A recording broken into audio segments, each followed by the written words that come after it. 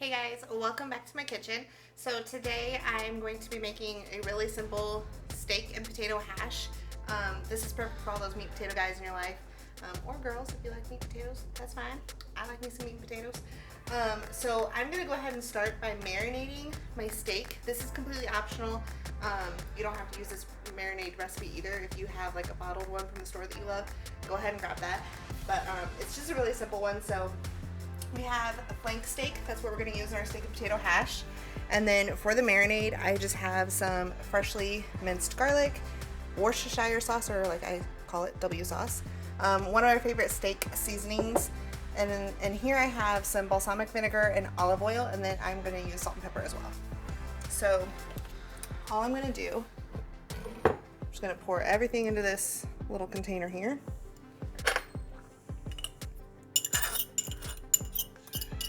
All that garlic in there, and then the Worcestershire W sauce, that steak seasoning. I'm gonna start by mixing that up a little bit. You can use a whisk, or I'm just using a fork.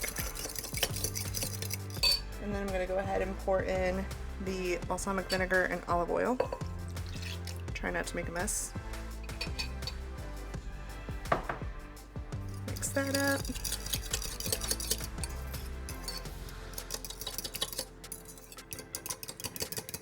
And then I'm just going to add salt and pepper to taste.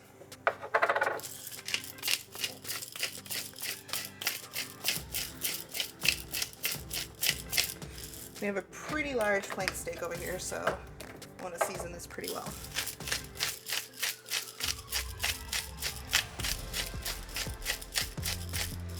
If you use a steak seasoning that has a lot of salt in it, make sure you're aware of that when you're adding your salt and pepper.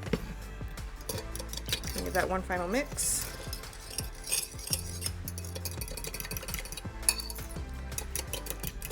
All right, move this out of the way. Then what I'm gonna do to help this flank steak absorb this marinade, I'm just gonna take, this is just a big fork, but you can use a normal fork too.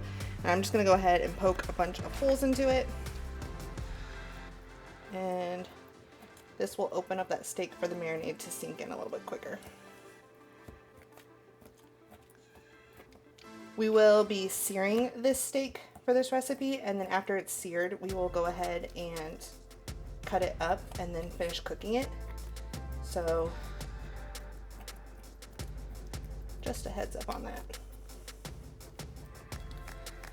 All right, so now what I'm gonna do is I just have this container here. It's just a plastic Tupperware container. Got some spillage there, we'll clean that up in a minute. I'm just gonna go ahead and put this big old steak in here.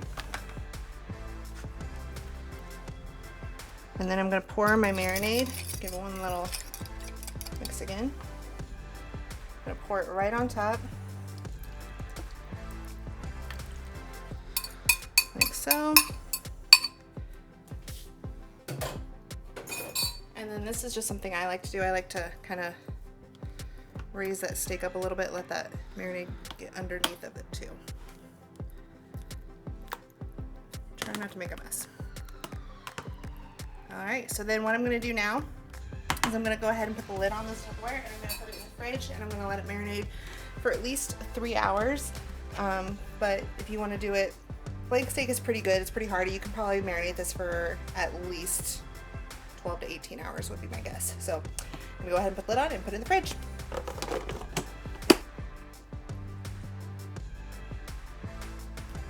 Alright guys, so my steak is done marinating. I have it coming to room temperature. So while that was coming to room temperature, I went ahead and prepped the rest of my ingredients. And I got my cast iron. I'm going to be using cast iron again today, but you can use a non-stick skillet. But I got that preheated. I just added my oil. The rest of the ingredients that we're going to need are 4 russet potatoes. You can choose whether you want to leave the skin on or not, but my family likes it with it on. So I went ahead and peeled those, and then I just cubed them really quickly. There's not really a good science to it. They're not uniform, they're not even. I'm not a professional chef. So just cubed them up really quickly, and then we're gonna need some more garlic, some paprika, and then I also went ahead and diced up some red onion. So Now that everything's ready, we're gonna go ahead and start by searing our steak first. I need a little bit more oil in here. And this is nice and hot. As you see, the smoke's starting to roll off. So this is a really big steak. I'm gonna try not to make a mess. And we're gonna hope for the best.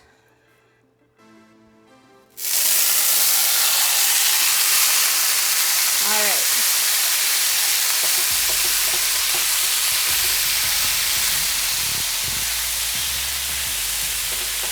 So that loud sizzle is exactly what you want. You don't want to move it now that it's in here, and you really want to let that one side get a nice crust on it.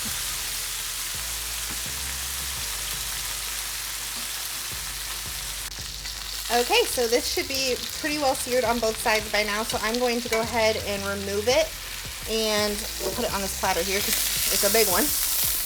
And we're just going to let it sit here and rest while we cook our potatoes, and then we'll slice it up a little bit later.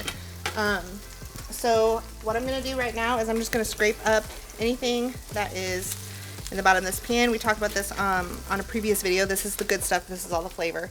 So I'm going to add a little bit more oil and scrape that up.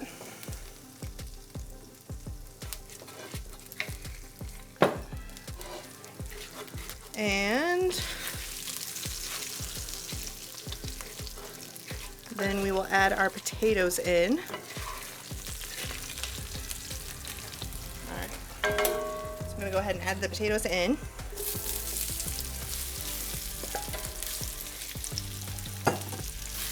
And in with the potatoes, I'm gonna end up adding in the minced onion and the garlic and the paprika. And we're just going to kind of stir it all together and let these cook up. So I got my garlic.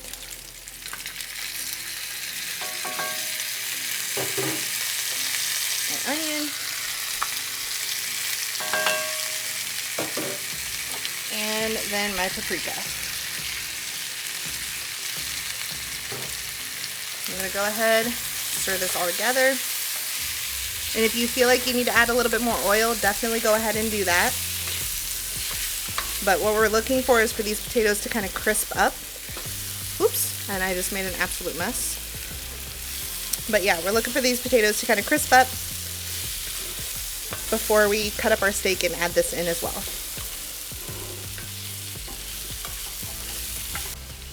Okay, so we've been cooking these potatoes down and making sure that they're getting nice and fork tender. They're not quite there yet. This is a lot, by the way. I should mention, if you want to like half this recipe, that would probably be great. When I cook, I typically will cook enough for leftovers as well, so my husband can take them to work and I can eat them for lunches as well. So feel free to half this recipe if that is what works best for you. But anyways, now the potatoes are almost done. I'm gonna go ahead and season them with some salt and pepper. And I really want to encourage you guys to make sure that as you're cooking, you are tasting as you go. If you feel like you need to add something, add something. It's all about, this is your kitchen, so you really want to make sure that it fits your flavor palette and what you like to eat. So I just really want to make sure that you guys know that you have that freedom. You don't have to follow this recipe to the T. Feel free to experiment in your kitchen and taste as you go, add what you want, and make sure that you're liking the flavor of it. So anyways, I'm gonna go ahead and salt and pepper this.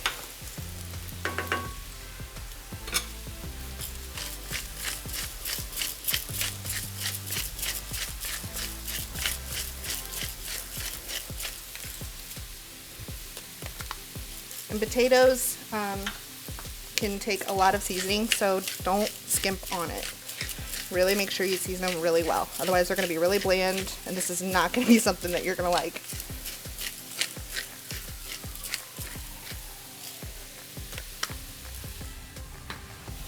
Okay, just going to mix that up again and finish cooking them. Okay, so my potatoes are almost done cooking, so I'm going to go ahead and cut up my steak, and I'm going to move it to a cutting board here real quick and just show you guys all these juices from when it rested. Don't let those go to waste. Pour them right over those potatoes. Just adds more flavor. Okay?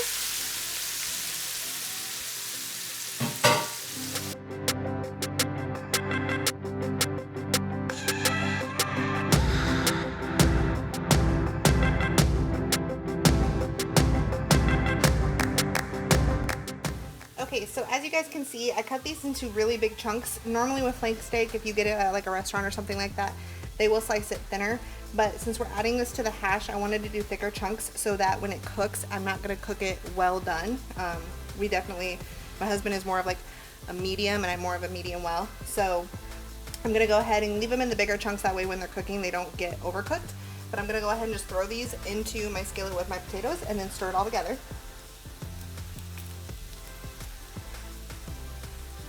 So toss these in there.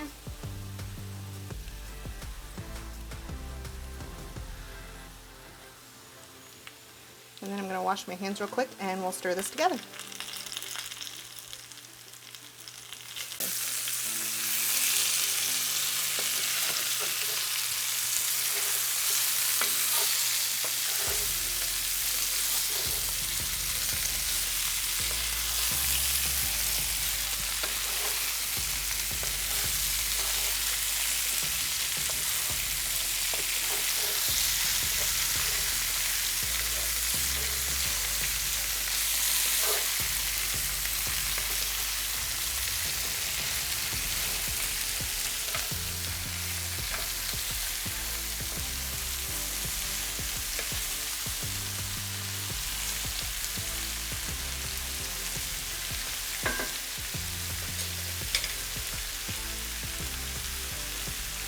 Alright, so one last little tip or finishing touch if you guys wanted is you could, as you're stirring and cooking, you could add a little bit more of your steak seasoning that you used in your marinade.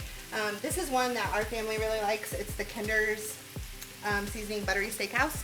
So if you want, you can always sprinkle a little bit more of this on, just to add a little bit more extra flavor.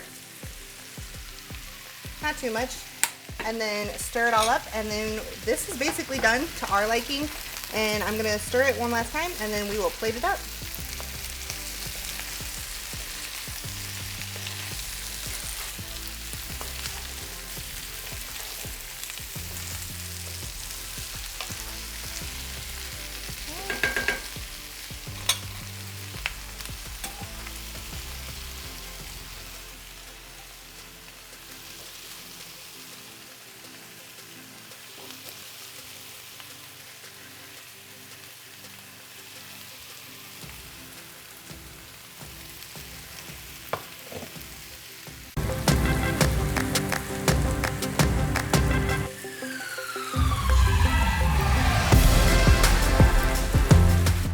Alright, so that's it guys. Feel free to add, a little bit of parsley or some greenery on top, or even some green beans on the side. Just something to give it a little bit of color. But for the most part, that's it, and I really hope you guys enjoy. So I'll see you next week.